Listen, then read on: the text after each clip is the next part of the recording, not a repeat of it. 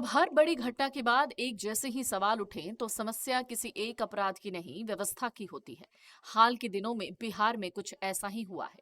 New करबिगहिया इलाके में Bunty Yadav fast food की दुकान चलाते थे। सामान्य परिवार से आने वाले बंटी इलाके में चल रहे अवैध रूप से सेक्स रैकेट के संचालन का लगातार विरोध कर रहे थे। आशंका है इसी रंजिश के कारण स्थानीय रवीश कुमार नाम के आरोपी के गुर्गों ने मिलकर बंटी को रास्ते से हटाने की साजिश रची। 6 जुलाई की रात पटना जंक्शन के पास से बंटी का अपहरण हुआ और फिर उसे बेरहमी से मार डाला गया। इस मामले में परिवार का साफ साफ आरोप है, बीते 7 जुलाई को मुख्य आरोपी के भाई को पकड़कर पुलिस के हवाले किया गया था। पूछताछ में उसने कथित तौर पर अपहरण की जानकारी दी, लेकिन इसके बावजूद समय रहते प्रभावी कार्रवाई नहीं हुई।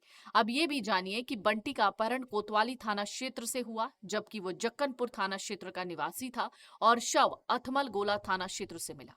ऐसे में 3 थानों की पुलिस कई दिनों तक उसकी तलाश करती रही, लेकिन उसे बचाया नहीं जा सका। दरअसल बंटी यादव की हत्या केवल एक आपराधिक घटना भर नहीं है, बल्कि ये उस भरोसे की भी हत्या है जिसके सहारे एक आम नागरिक खुद को सुरक्षित महसूस करता है और पुलिस के पास जाता है।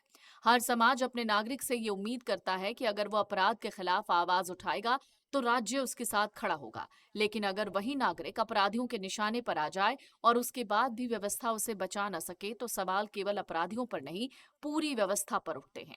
दरअसल बीते कुछ महीनों में बिहार में कई ऐसी घटनाएं हुए हैं जिन्होंने पुलिस की कार्यशैली और प्रशासनिक जवाबदेही पर गंभीर बहस छेड़ दी। जहानाबाद की नीट छात्रा का मामला, भरत तिवारी प्रकरण और अब पटना के बंटी यादव की हत्या।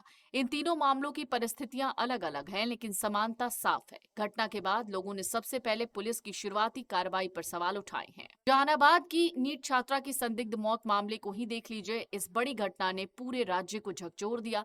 परिजनों ने शुरू से जांच की दिशा और पुलिस की शुरुआती कार्रवाई पर सवाल उठाए। मामला तूल पकड़ा तो जांच की रफ्तार बढ़ी, कुछ नहीं हुआ। बाद में मामला सीबीआई के हवाले किया गया और अब तक ये बेनतीजा है। सवाल पुलिस की कार्यशैली पर है। इसी तरह भोजपुर के भरत तिवारी प्रकरण में भी पुलिस की कार्यप्रणाली पर गंभीर सवाल उठे। घटना के पहले भरत तिवारी प्रकरण को हैंडल करने में चूक हुई। घटना के बाद सिर्फ अपराध नहीं बल्कि जांच के तरीके पर सवाल उठे।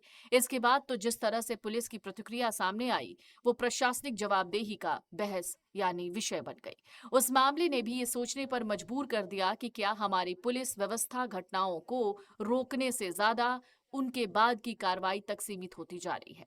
बंटी यादव के परिजनों का सीधा आरोप है कि अपहरण के बाद परिवार ने पुलिस को संदिग्धों के नाम बताए, सीसीटीवी फुटेज की जानकारी दी और लगातार कार्रवाई की गुहार लगाई। अगर इन दावों की जांच में ये सामने आता है कि समय रहते प्रभावी कार्रवाई नहीं हुई तो ये केवल जांच एजेंसी की चूक नहीं बल्कि पूरे पुलिस तंत्र की कार्यप्रणाली पर गंभीर सवाल है।